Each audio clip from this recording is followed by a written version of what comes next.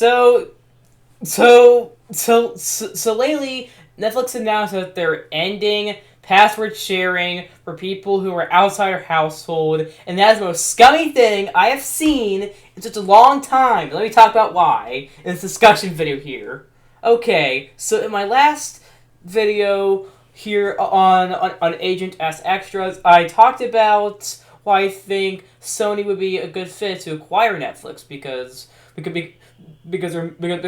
currently their newest movies stream on there, and they're home to and a lot of things that they have and all the things that they have made are on there, and because they can integrate it into PlayStation and all that. I talked about that in my last video, but I also talked about their password sharing policy, and today I'm going to talk about that. Okay, so just announced that the password sharing is discontinued for people outside our household.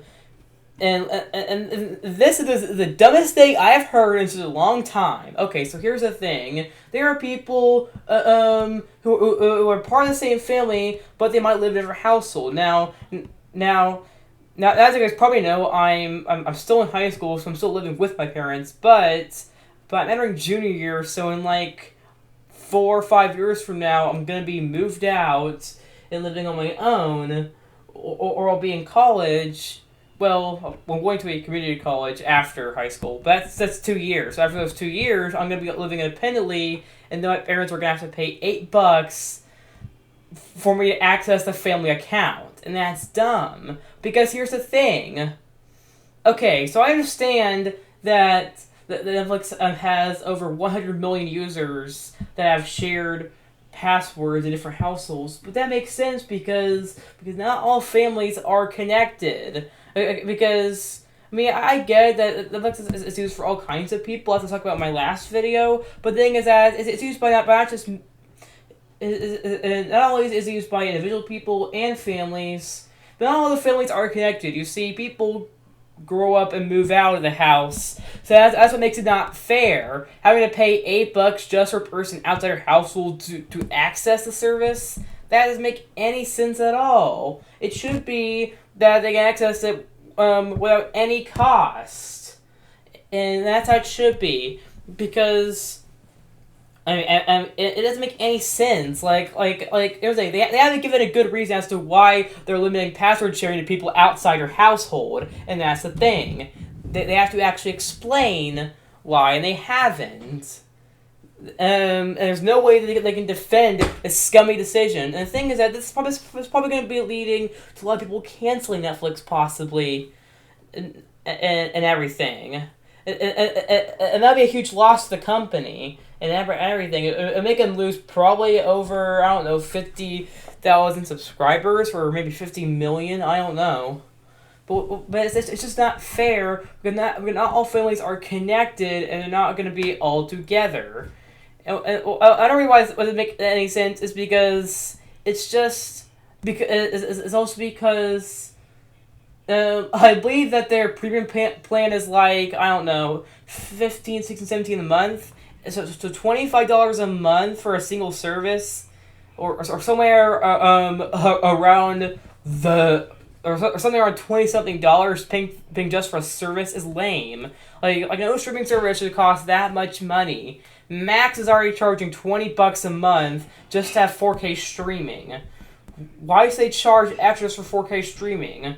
Why can't they just have 4K streaming for all tiers of streaming service? And why is Warner Bros. Discovery have to charge $20 for people to pay for 4K streaming? And now if you had HBO Max before on the ad-free plan, you're keeping that plan for now, so you still get the 4K streaming. At least is that for now. I'm not quite sure what's going to happen. But everybody, doesn't make sense because, once again, not only are not all families connected, and not only is not every family connected, and not only do people move out, but also because it would ramp up the subscription plans. And that would be too much, paying for 20-something a month. And that's a big problem, because streaming services shouldn't cost that much. They should cost less than $20. $20 or more is overkill, and that's just that. That's just being a greedy company. Netflix is slowly becoming Nintendo at this point. Yeah, I'm obviously Nintendo makes great games, but Nintendo always has their scummy decisions of charging $60 for their remasters and suing SML and shutting down fan projects, all that stuff. I really hope that Netflix does not go that route. And they should have to pay. It should have to force people to pay 20-something bucks altogether for a subscription just to have people who are outside the household, who are part of the family, to use it. It shouldn't be that way. Because the families are not always connected, and that'd be way too much paying that much money. And that's the thing.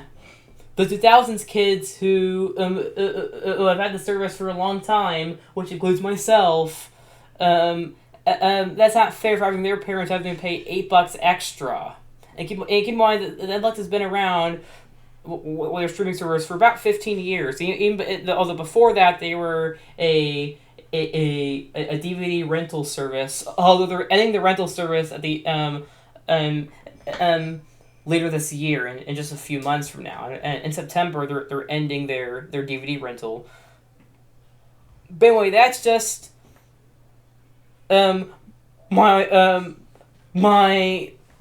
quick reasoning as to why Netflix anti-password sharing is dumb. Why does it have such an awful policy? Anyway, see you guys next time. Agent S out. Or I guess, I'll see you guys for whenever I decide to make another discussion. I have a lot more streaming discussions planned.